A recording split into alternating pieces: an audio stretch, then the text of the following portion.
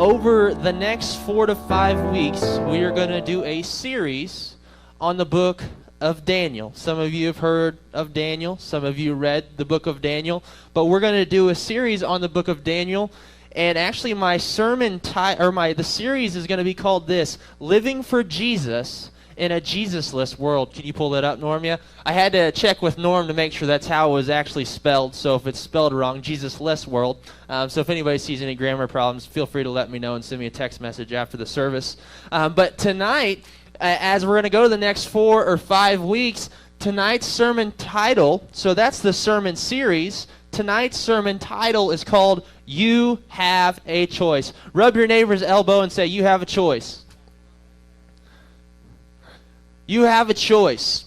And I don't know about you guys, but for me personally, when I come in on a Sunday service, or whether I come in on a to life group or midweek service or whatever it may be, there's certain times that I hear stuff that the preacher teaches or somebody in life group says that I really like. I don't know if you guys ever been there. You heard something they said. You're like, man, that's really good. I want to take what they've said, and I want to be able to apply that to my life. Any show of hands? Any of you guys ever been there? Now, also a show of hands, me included. For me personally, there's sometimes I hear what they say, and I really, really like it. But when it goes out from me leaving the 4 walls of this building, I don't apply it. Any of you guys ever been there? Like, you hear the word, you hear what's said, but when you go out and you get in the real world with the real people, in a real job, in a real whatever it is, real family, real whatever you could be a part of, sometimes it's more difficult to be able to apply those things, especially when hardships and trials come. And so my sermon title tonight is You Have a Choice. I believe each and every one of us has a choice in the things that we do in this life. For instance, the other day I was at a coffee shop. Now, I've told you this before. I go to coffee shops to work on some stuff, but I actually don't like coffee at all. I don't like tea, so I'm a bad person. So sometimes, like the other day, I bought like a half-off bagel just to appease them. Like it was a 70%. I brought it home to Eric. I was like, oh, I got you something. But really, it was just so that I didn't feel bad for taking their Wi-Fi for nothing. And it was 70 cents, so it was a good deal. And but going on from that, as I was at the coffee shop, I was minding my own business, had my headphones in, and I was looking for some stuff. And there's a lady probably from me to Deidre, probably 10, 15 feet away. And now if you're 10 or 15 feet away from me in a coffee shop and I can hear you, you're too loud. And so not only was, no, we're not talking about Deidre, but another lady. But this lady, she was really loud. And she was very vulgar and very passionate about the things that she's saying. So I'm minding my own business, like I said, just meditating in prayer right there at the coffee shop. And as I was sitting there listening, she started being very passionate about kids, about how her as an individual, she doesn't like the way that kids are treated these days, things she doesn't like about the foster care system. And she was also talking about how she went to this nail salon, and they had this 8-year-old kid. And now keep in mind, I'm from me to Deidre, and I can hear this entire conversation. And she's talking to him about how they just treated this little kid so disrespectfully. I mean, just rude, hateful, whatever it may be. And she was going on, I just can't stand the way people treat kids these days, because they don't get to them on their level. And I'm thinking, oh, okay, she's very passionate about what she thinks. And I kid you not, 2 minutes later, out of her mouth, I hear her say to these people, my family have ostracized me because I am pro-choice. And I started thinking about that. So basically means she's for abortion. And so in one sense, she was very passionate about kids, but in the other sense, she was okay with abortion. And I was sitting there thinking, I was like, that is an interesting perspective. You have two things that are polar opposites, but you hold the same view. And that's based on the choice that she had. And I thought that was kind of interesting. And when I started thinking a little bit more about this sermon, for us, we're all giving choices each and every day. Some of us have choices that we don't have control over. Others of us have choices that we do. For instance, I have a choice to wake up at a certain time. For instance, say you set your alarm at 7 a.m. When that alarm goes off at 7 a.m., if you set it correctly, will ring, and you have a choice of doing one or two things. You can get up out of bed, which is like me. I immediately get out of bed. Or you can basically do this. You can hit the snooze. How many of you guys are snoozers? I can't snooze. Only time I snooze is on a nap. And so then you go to then you have another choice. You have a choice whether you're going to eat breakfast or take a shower. Then once you do make that choice, then you have, for me, I have a choice to either spend time in the Word, spend time in prayer. Some of you guys choose to spend time in prayer or in the Word in the afternoon, the evening, or not at all. Every single one of us has a choice. But not only do we have choices that we can make for ourselves, we also have choices that we can't make for ourselves. For instance, how many of you guys got to choose who your parents were? Nobody got to choose. Nobody got to choose who their parents were. Nobody got to choose their skin color. Nobody got to choose their hair color unless you dye it, so that technically doesn't count. But nobody gets to choose their height. You know what I mean? Like, there's certain things in life that you don't get to choose. And tonight what we're going to look at is in the book of Daniel. We're going to see a story about Daniel is in a situation where he didn't get to choose where he was. But it's not always about the situation, it's what you do with the situation. And I'm going to be reading from my new Bible that Erica got me for my birthday, new Jensen Franklin edition. So I'm going to be in the New King James tonight, just a tribute to her. She wanted a shout out for buying this Bible for me. So I'm actually going to be reading from the New King James tonight, and this is what we're going to be going through. I don't go if you guys know this as well, but as I was studying the book of Daniel a little bit, Daniel's actually, they say, is one of the most scrutinized books in all of the Bible. I didn't know that. And one of the reasons it's the most scrutinized is because there's several prophecies in it. And several of these prophecies are so accurate, people that don't really trust the Word of God say, well, it had to be recorded after the fact. But it's really not the case, and you see that Daniel's a great book to show us these prophecies that the Lord gave to him and the accuracy coming down the pipeline. And just to give you a little bit of a context here, Daniel at this age is around 17 years old is what they believe. So he's actually not a very old individual. He's a youth. Like some of you youth kids, like that's not very far off from where you're at, or you're around that age already. So we're not talking about this really mature, really wise old Christian at this point in time, but he's a youth. And I think that helps put a little context into our story tonight. And so we'll get started in Daniel chapter 1. And everybody, when you're there, say you're there. You're there. That's my go-to. I always like to know when you guys are there. Daniel chapter 1, you're there. And in verse 1 it says here, this: in the third year in the reign of King Jehoiakim of Judah, Nebuchadnezzar, king of Babylon, came to Jerusalem and besieged it. So just going to stop, and we're just going to kind of go verse by verse in this story. And basically what's happening, King Jehoiakim is the king of Judah. And King Nebuchadnezzar is besieging the city. He's getting ready to. And basically, King Nebuchadnezzar is not trying to destroy the city. When you besiege something, you surround it. So you surround it to the point where no supplies are going in and no supplies are going out. So now Nebuchadnezzar is in control of everything that's happening in Judah and Jerusalem. And going on verse 2, and says, and the Lord gave Jehoiakim, king of Judah, into his hand with some of the articles of the house of God, which he carried into the land of Shinar to the house of his God, and he brought the articles into the treasure of the house of his God. Now I want to stop right there too as well for you guys, because there's an important part there. In verse 2 it says, and the Lord gave. So what we have here is Nebuchadnezzar is a very powerful ruler, but God has given him Judah. God has given him this country for this reason, because Israel has been in a lot of sin over the years. They've committed idolatry. They've worshipped false gods. They haven't honored the Sabbath. And so because of this, this is a punishment. This whole book, God is allowing King Nebuchadnezzar to do this. And so you'll see throughout the story that God, or the book of Daniel, that God will continually show Nebuchadnezzar that he is an almighty and all-powerful God. And also you notice there in verse 2 in that scripture that King Nebuchadnezzar takes the articles of the gods. So he takes the things from the house of God and puts it where his gods are. So it's kind of like a little trophy room. Kind of like saying, hey, my gods are more powerful than your gods. So he takes those things. And in verse 3 it says this, then the king instructed Ashpenaz, the master of his eunuchs, to bring some of the children of Israel and some of the king's descendants and some of the nobles.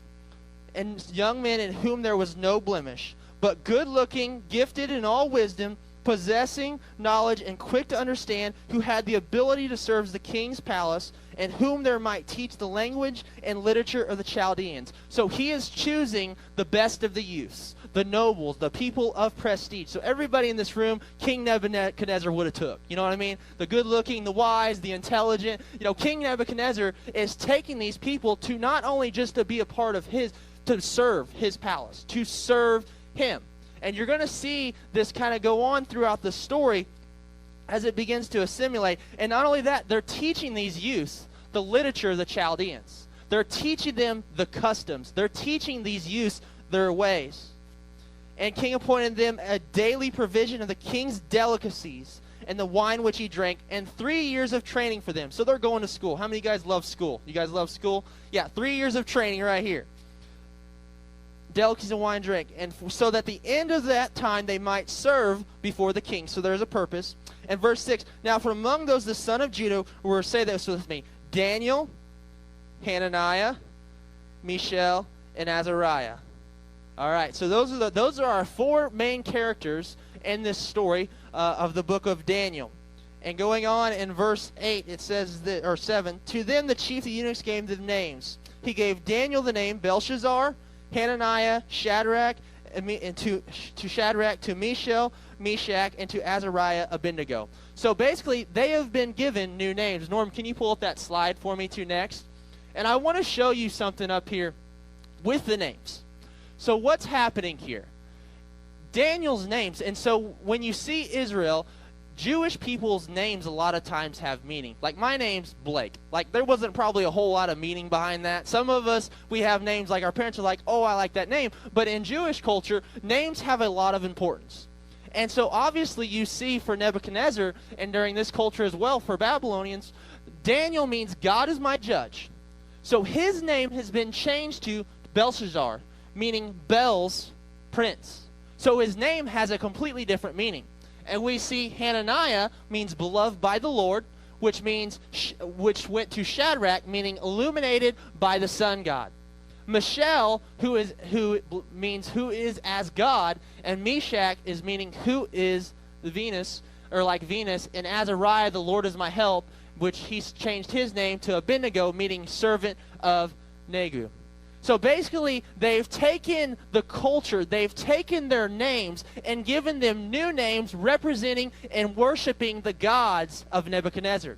So they are changing the very identity of these young youths. In a sense, they're trying to brainwash them to come from their customs to the new customs. And I don't know about you guys, you think about this in your own world, in our own culture today, you see of college professors, or teachers, and obviously not all of them. There's great teachers, there's great professors as well. But we understand that if you want to change a culture, if you want to change people's minds, you don't get them when they're in their 40s and 50s and 60s. You get them while they're young, because you can mold their mind. You can shape their mind. Somebody who's like me, who's 29, I'm not real old, but you're not going to just come in and change my mind. Like I have ways, I have patterns. But he's giving them a new identity, and he's basically saying, this is where you've been. Now, these are the gods that you're going to serve.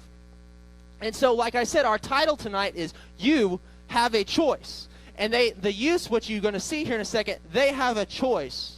And verse 8 says, but Daniel proposed in his heart that he would not defile himself. And I want to stop right here. I believe this, that as Christians and as believers, we have to propose in our heart. We have to make a decision whether we're going to do something or to not do something. Like he had already proposed in his heart.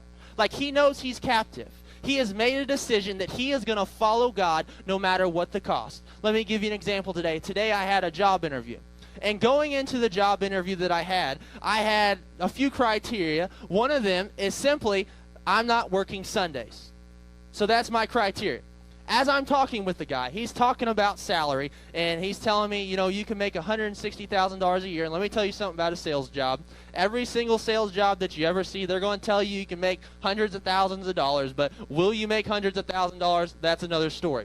And so as I'm sitting here talking with him, and we're just kind of going back and forth, and he also described the job as cutthroat, which is probably not the best way for really to get me my interest piqued. But as I was talking, he was telling me about it. He goes, "You're going to have to work 3 Saturdays a week and every single Sunday." And I was like, well, and I wasn't trying to be rude. And after he finished, I was like, "Well, I'll just let you know, I can't work Sundays. Sundays I got stuff that I'm supposed to do on Sundays." And he goes, "Well, then you're going to be hired," and that's fine. I go, "That's fine, no big deal." But I had purposed in my heart beforehand that I wasn't going to compromise in this area. I had made up my mind. So Daniel in this scripture has decided that no matter what happens, he will not defile himself.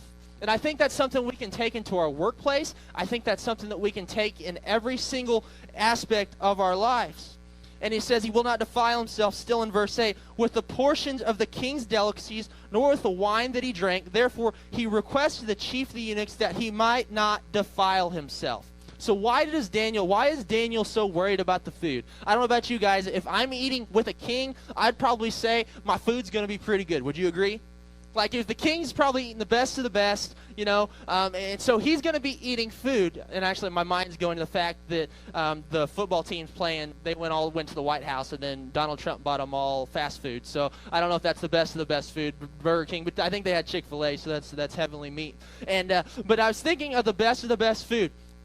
Why does Daniel not want to defile himself with this? And I believe there's 3 reasons for this. One of those reasons is most likely the food is not kosher. So you understand Jewish culture, they're very particular about the food they eat, and God's given them specific instructions on what they can eat and how it's prepared. And so this food was probably not very kosher. And then not only that, this food was probably also offered to false idols, to false gods. So they would basically, in a sense, taking part in worshiping these other gods by eating this food. So that's one of the reasons. And also another one that it's believed is it would basically be them assimilating into the culture of Babylon, because they're taking part in everything that they do. And so you see that they refused to eat the king's delicacies. And so therefore he requested of the chief eunuchs that he might not defile himself.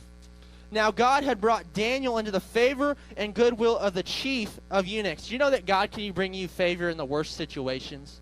And the worst trials? He can give you favor in a situation that you don't expect to be having favor. And verse 10 says, "And the chief of the eunuchs said to Daniel, I fear my lord the king, who has appointed your food and drink.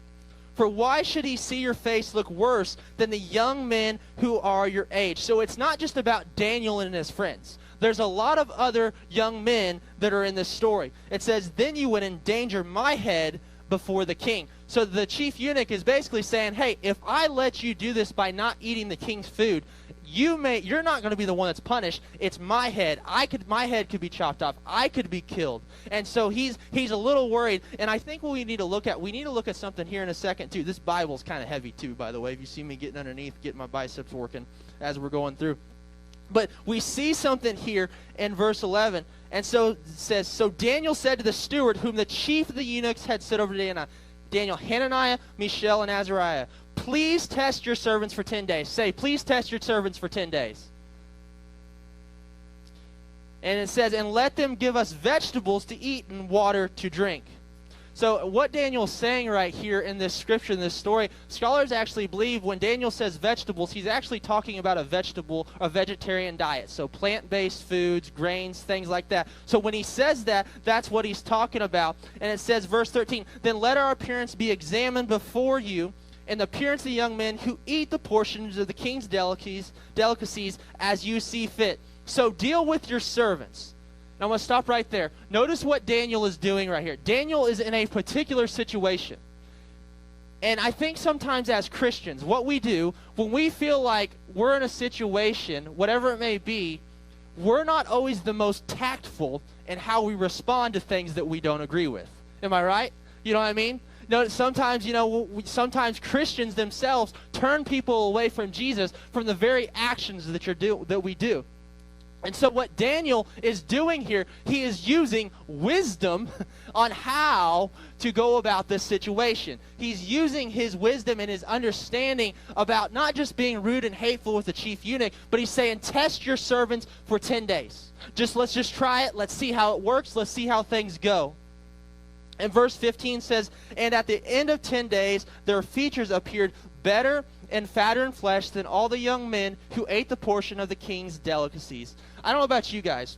Have you ever gone on a fast? For me, I've gone on Daniel fast before. I have never gone on a fast and looked fatter in flesh. You know what I mean?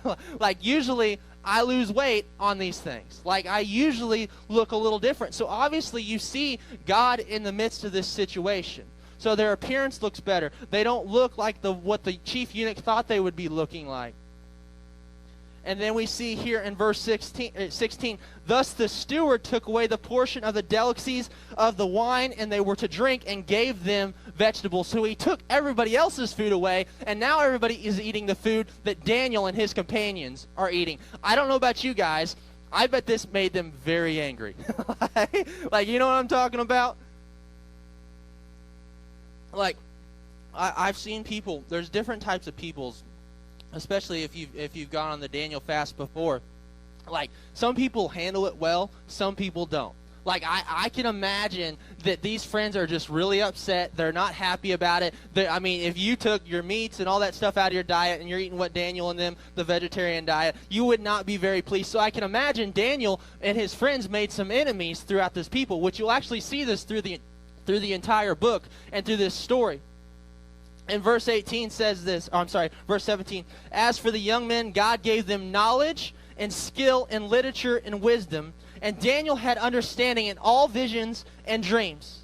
Now at the end of the 10 days, when the king had said to them they should be brought in, the chief of the eunuchs brought them before Nebuchadnezzar. And then it says, then the king interviewed them, and among them none was found like Daniel. So there's nobody. So of all these youths that have been selected, of all these people, there is none like Daniel, Hananiah, Mishael, Azariah. Therefore they served before the king. And so Eli, if you want to come up too and get up and play on the keys. And it says, in all the matters of wisdom and understanding, about which the king examined them, he found them 10 times. Everybody say 10 times. 10 times better than all the magicians and astrologers who were with him in all the realm. Thus Daniel continued into the first year in the king of Cyrus. And as I was thinking about this story, Daniel in this story, he had a choice.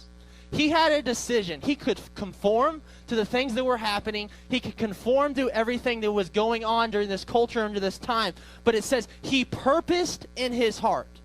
And I believe each and every one of us have to make a purpose in our heart. We have to make a decision that we as individuals are going to live for Jesus, that we are going to live for him no matter what the cost. And so that's what we're going to see. You're going to see over the next 4 to 5 weeks as we're in the book of Daniel. We're going to begin to notice that there's going to be times where Daniel and his friends will have to compromise because they've purposed in their heart not to defile themselves. And if Skeet and Kayla, can you pass those things out? And I got some sheets, and there was one on the screen too. And as I was kind of preparing for this message, and I was thinking about it a little bit over this and what the Lord was trying to say, it's a little sheet, and it says this. It says, "Will you blank? Check yes or no." And then there'll be little check boxes. I didn't know how to make a check box on here, so I just put that. So you'll see it. You'll see it on the little sheet. And so what I want you guys to do over the next 7 days is to put this somewhere where you can see it. Put it somewhere where it's visible. Put it in your wallet, whatever it may be, just for the next 7 days. And as you're doing this, I was thinking about this. When you actually fill in the blank, what comes to mind? Like for me, it's like, will you be my Valentine? Will you be my girlfriend? Or some of you ladies, will you be my boyfriend? And then maybe for the older people, it eventually came to, will you marry me? And there's so many questions that we can put in that blank. That will you what? But maybe we could take it another step further. Will you choose to live for Christ in the workplace? Will you choose to be a godly parent? Will you choose to be a godly mother? Will you choose to be a godly father? Will you blank? There's so many things that we can put in there. Will you spend time with the Lord? And every single one of us is going to have things that come up throughout the week. And we have a choice. Now, we also understand that we're not doing this all And then in Titus it says that God's grace teaches us to say no to ungodliness. That God's grace teaches us as Christians to be believers. We have an opportunity and ability to live for Christ, and God's grace teaches us to do that. But at the same time, we have a choice. In Deuteronomy 30, God says to his people, he says, choose this day to whom you'll serve. Like, you have a choice. And it all starts with simply this.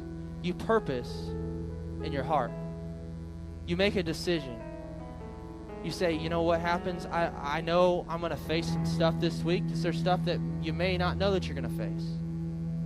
But I'm going to be the best follower of Christ that I can be, because I want my friends to come to know Jesus. I want those around me to come and know Jesus, because that's what Daniel and his friends did. They said, no matter the situation, even though we're young, age doesn't matter. But I'm going to live for Jesus.